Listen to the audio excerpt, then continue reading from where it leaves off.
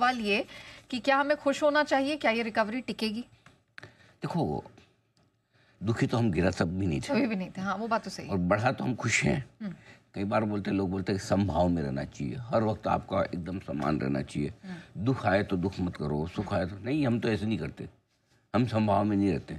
दुख आए तो हम दुख नहीं करते, लेकिन खुशी आए तो पूरा सेलिब्रेट करते। क्यों सेलिब्रेट क्यों नहीं करना? बिल्कुल। तो कल हम ज़्यादा दुखी नहीं थे, आज हम बहुत प्रसन्न हैं।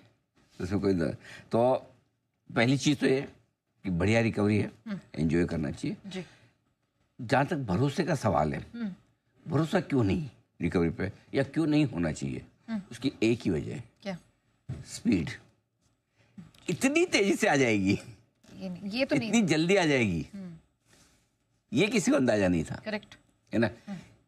कल आपने जो देखा, हमारे यहाँ तो फिर भी कम देखा, 3-3.5% नीचे रहे।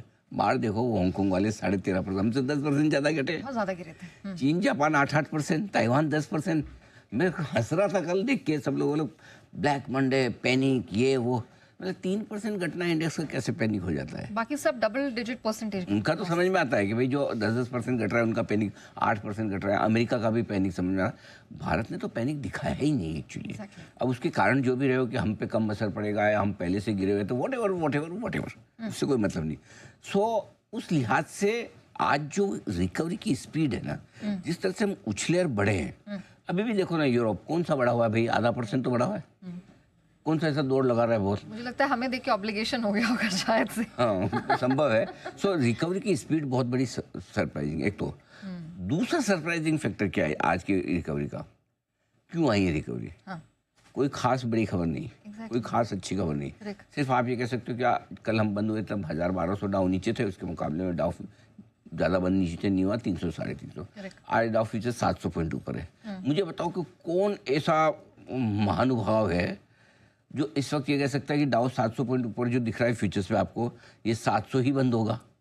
कल सुबह जब हम आएंगे, हम सुबह उठेंगे तो डाउ 700 ऊपर की जगह, क्या बड़ी बात है कि 2000 ऊपर ना हो या 700-800 नीचे ना हो। तो डाउ फ्यूचर अभी का इंडिकेशन है। एक्चुअल अमेरिका में रात को क्या होगा उसका इंडिकेशन नहीं है। शुरुआत का भले दे दे, अंत का नहीं दे रहा। तो ऐसे में बिना किसी बड़ी पॉजिटिव खबर के रिकवरी आना दूसरी सरप्राइज। देखो, मैं बार बार बोलता हूँ, तेजी के मार्केट और मंदी के मार्केट में एक ही फर्क है, और कोई फर्क नहीं। तेजी के मार्केट में हर खराब खबर पर खरीदा जाता है, और मंदी के मार्केट में हर अच्छी खबर पे बेचा जाता है।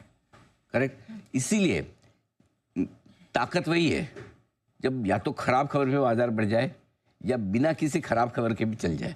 तो बिना किसी बड़ी पॉजिटिव खबर के बाजार का बढ़ना, क्योंकि देखिए ऐसे देखेंगे, अगर आपको टेरिफ वॉर को लेकर ही अगर आपको डिसाइड करना है, तो टेरिफ वॉर में तो एक स्टेटमेंट अच्छा नहीं आया।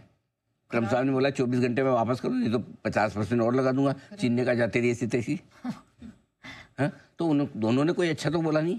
बाकी कोई बोले उसकी कोई वैल्यू नहीं, बोल भी दे तो जिनकी दो की वैल्यू है, दोनों तो लड़ ही रहे। तो और कोई अमेरिका ऐसे तो कल भागा नहीं, नीचे से बोला ऊपर नीचे, वो एक अलग बात है। ऐसे तो कोई उतना तो हम भी हो गए थे कल। ठीक है। सो पॉइंट ये है कि जो रिकवरी पे जो सबसे बड़ी चीज है, बिना किसी बड़ी खबर के आई है। इसीलिए रिकवरी शानदार तो है, लेकिन खतरा भी टला नहीं। ओके, चलिए। खतरा टला नहीं है। दूसरे के दोनों, चाहे ट्रंप हो, चीन हो या कोई भी देश हो, उनके जब जब बयान जो आएंगे वो मार्केट को वोलेटाइल रख सकते हैं। इसलिए अपने एक भरोसा करने की बजाय किसी और पे भरोसा क्यों करें, खुद पे करें। और खुद पे भरोसा कैसे करना है? पोजीशन हल्की रखनी है, स्टिक स्टॉप लॉस के साथ ट्रेड करना है, बात खत्म। और ओवरनाइट पोजीशन अभी भी नहीं के बराबर रखनी है, या बेहद हल्की, वो भी हेजिंग के साथ। अगर करना ही चाहे तो मेरी राय तो है कि ना करें तो बेहतर।